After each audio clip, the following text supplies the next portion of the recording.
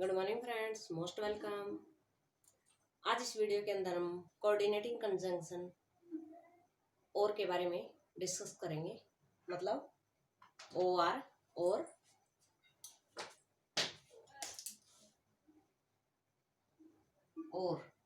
का मतलब अथवा, इसके बारे में डिस्कस करेंगे कि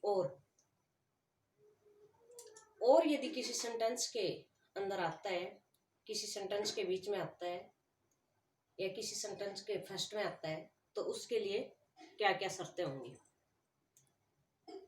वो सेंटेंस के अंदर किस चीज का कार्य करेगा। फर्स्ट पॉइंट आता है और के ठीक बाद कोमा आवश्यक है। और कहीं पे भी आता है, सेंटेंस के बीच में आता है या स्टार्टिंग में आता है तो उसके बाद कोमा कंपलसरी है। और के द्वारा वाक्य शुरू हो तब यह एडवर्ब होगा।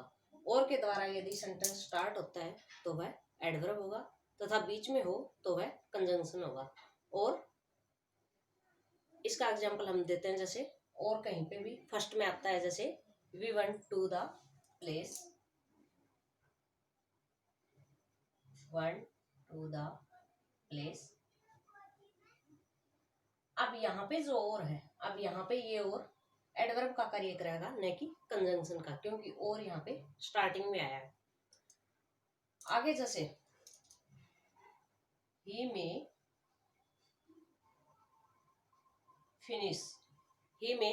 फिनिश और यहाँ पे बीच में आया ही में गो, ही में गो। यहाँ पे और बीच में आया और के बाद कोमा हमने कंपलसरी बताया था कि और के बाद कोमा कंपलसरी होगा, वो कहीं पे भी आए तो यहाँ पे और कंजंक्शन का कार्य करेगा और यहाँ पे और एडवर्ब का कार्य करेगा सेंटेंस के अकॉर्डिंग। वो किस जगह पे आता है सेंटेंस के अंदर, उसके अकॉर्डिंग वो सेंटेंस में उसी हिसाब से कार्य करेगा कि एडवर्ब की जगह आता है या कंजंक्शन की जगह आता है। अगला पॉइंट क्या आता है, और लेस। और लेस ये यदि साथ साथ आते हैं और एक इकाई के तौर पर ही कंजंक्शन का कार्य करते हैं, दोनों कंजंक्शन का ही कार्य करते हैं, तो इसमें क्या होगा, जैसे गिव हिम सम टाइम और एलएस। इसका मतलब क्या होगा, या फिर। इसका हिंदी के अंदर क्या मतलब होगा, या फिर। यहाँ पे और का मतलब अथवा होगा। ही might to disturb। अब यहाँ पे दोनों एक इकाई के तौर पर कार्य कर रहे हैं, दोनों कंजंक्शन का कार्य कर रहे हैं, दोनों साथ साथ है। अब आता है और अदरवाइज।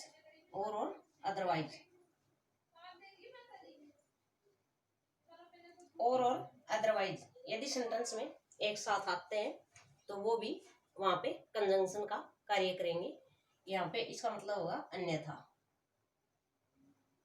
अन्यथा सेंटेंस के अंदर इसका और अदरवाइज एक साथ आते हैं तो उनका मतलब होगा अन्यथा। डिमांड योर सैलरी और अदरवाइज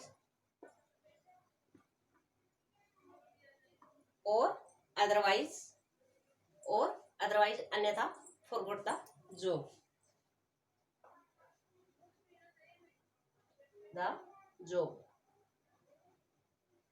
डिमांड योर सैलरी, अपनी सैलरी की डिमांड करो, अन्यथा फॉरगॉट योर जॉब, अन्यथा जॉब को भूल जाओ। इसमें सेंटेंस के अंदर क्या है कि ये वर्ड कहाँ पे यूज कर रहे हैं और किस भाव के अकॉर्डिंग हम इनको यूज में ले रहे हैं, उसके अकॉर्डिंग इनको हम सेंटेंस के अंदर रखेंगे। आगे आता है और इफ यदि एक साथ आते हैं, और इफ, जैसे tell him or if, or if, or you do not, you do not, और if दोनों एक साथ साथ, you do not, I will have to take some action, I will have take to some action। यहाँ पे इसका मतलब क्या हुआ, या फिर यदि, या फिर यदि। टेल हिम, उसे बताओ, और अन्यथा यदि, या यदि, you do not, I will have take some action, या फिर मैं कुछ कोई एक्शन लूंगा आपके ऊपर। तो उसने बताया है या तो आप कुछ बताओ, नहीं मैं इसके ऊपर आपके ऊपर कोई एक्शन उठाता हूँ, एक्शन लेता हूँ, यानी कोई भी एक्शन लूंगा मैं। अगला कॉन्सेप्ट क्या आता है कि और यदि टू क्लॉज को जोड़ रहा हो, और कहीं पे भी सेंटेंस के अंदर टू क्लॉज को जोड़ रहा हो, जैसे एक क्लॉज ये हो गया, एक क्लॉज ये हो गया, और बीच में और आता है, तो दोनों क्लॉज में जो मेन वर्ब है वो सेम होगी, जो मेन वर्ब है वो दोनों के अंदर सेम होगी। तब दूसरे क्लॉज में जो मेन वर्ब है उसको हटा देना है, दूसरे क्लॉज के अंदर जो मेन वर्ब होगी उसको हटा देंगे हम, उसको नहीं लेंगे, वो जरूरी नहीं है। जैसे Ram will go, Ram will go, और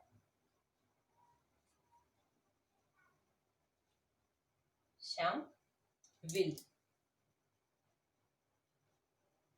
इसमें क्या है, राम विल गो, राम जाएगा, और या श्याम विल, या श्याम जाएगा। तो इसके अंदर मेन वर्ब क्या हुई, गो। तो यहाँ पे हमें गो लगाना कोई कंपलसरी नहीं है, क्योंकि इसमें हेल्पिंग वर्ब जो है वो सेम है, और इसी के भाव के अकॉर्डिंग यहाँ पे गो हम दूसरे सेंटेंस के अंदर, यदि दोनों की हेल्पिंग वर्ब और मेन वर्ब सेम है, तो हम दूसरा जो क्लॉज आता है उसके अंदर हम मेन वर्ब को हटा देते हैं, इसको हटा देना है।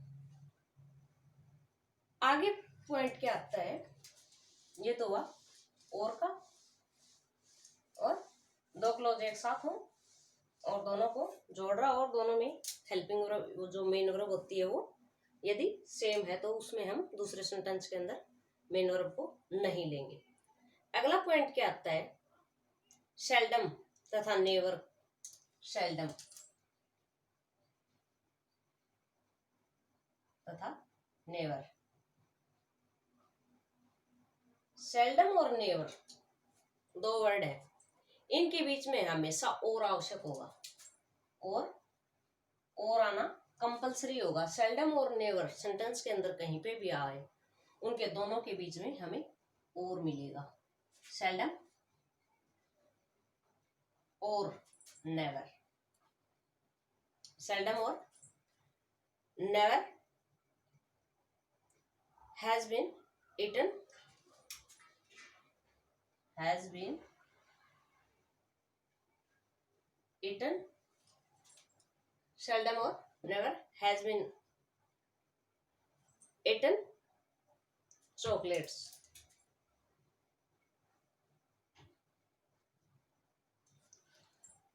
seldom or never। शायद ही या फिर कभी, शायद ही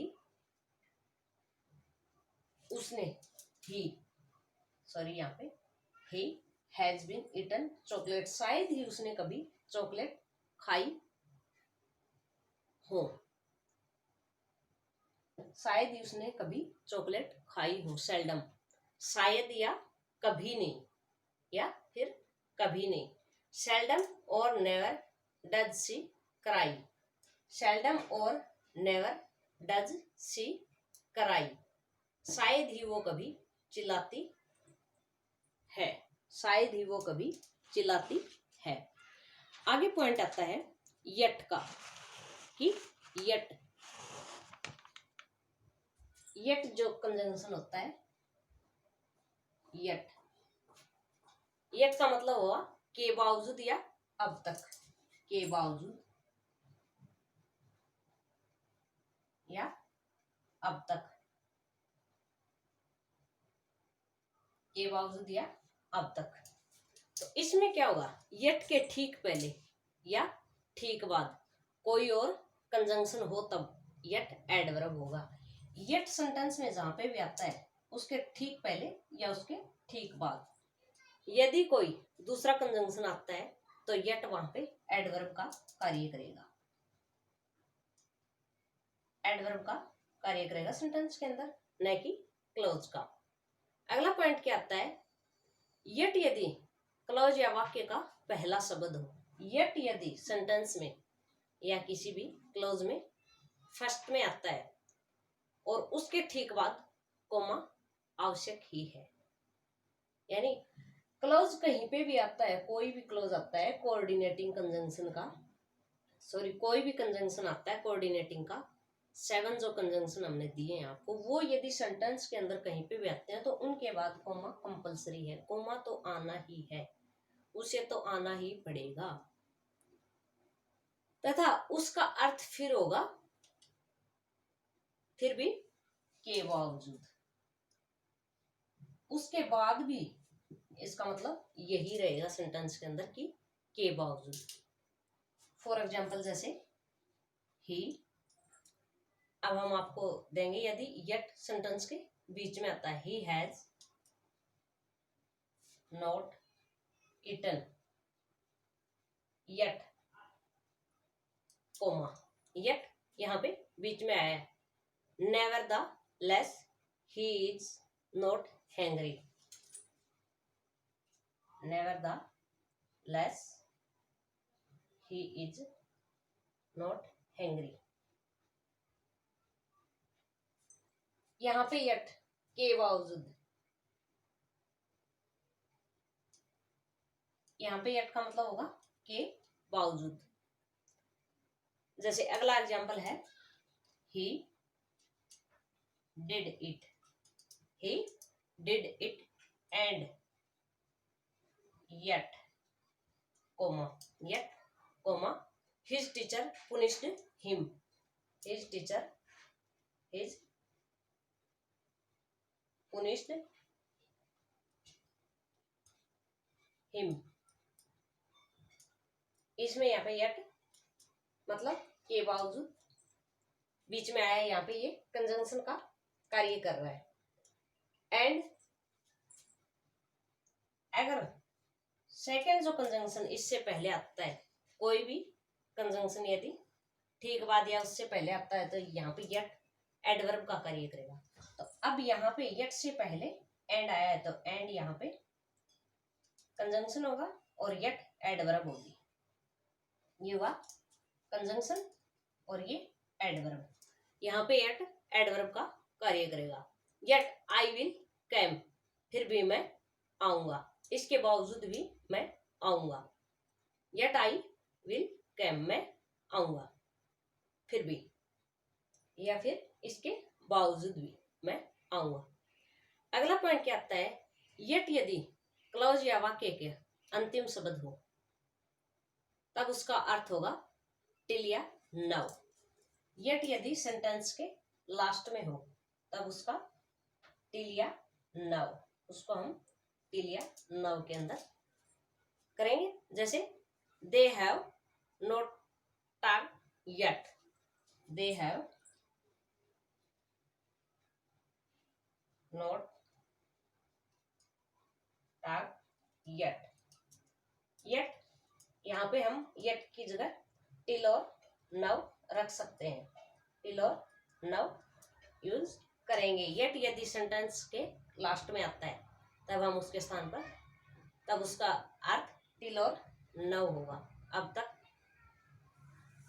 येट यदि वाक्य के बीच में हो और यदि उसके ठीक पहले या उसके ठीक बाद कोई और कंजंक्शन नहीं हो, इसमें क्या होता है, येट यदि सेंटेंस के बीच में हो और उससे पहले या उसके बाद कोई और कंजंक्शन नहीं हो तब येट खुद ही कंजंक्शन होगा तथा उसके ठीक बाद कोमा आवश्यक होगा।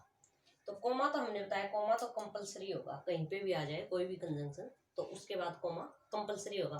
और उसके ठीक बाद कोमा आवश्यक होगा तथा उसका अर्थ होगा के बावजूद या फिर, के बावजूद या फिर, यहाँ पे उसका मतलब चेंज हो जाएगा, या फिर भी, या फिर भी। यदि बीच में आता है और उसके बाद कोई दूसरा या उससे पहले कोई दूसरा कंजंक्शन ना हो, जैसे the employment is shooting high, the employment is shooting high yet the government is silent. तो इसमें क्या हाई, इससे पहले और कोई कंजंक्शन नहीं है और ये सेंटेंस के बीच में है और इसके बाद कोमा है, येट, येट के बाद हम कोमा देते हैं, द गवर्नमेंट इज साइलेंट। तो यहाँ पे जो येट है वो कंजंक्शन का कार्य करेगा, न कि एडवर्ब का या एडजेक्टिव का, और इसका मतलब होगा के बावजूद या फिर भी। तो ये आज हमने येट और का आपको डिटेल में बताया। नेक्स्ट वीडियो के अंदर हम लास्ट पॉइंट जो है कोऑर्डिनेटिंग कंजंक्शन का, उसके बारे में डिस्कस करेंगे। वीडियो को देखते रहिए, चैनल को सब्सक्राइब करते रहिए। धन्यवाद।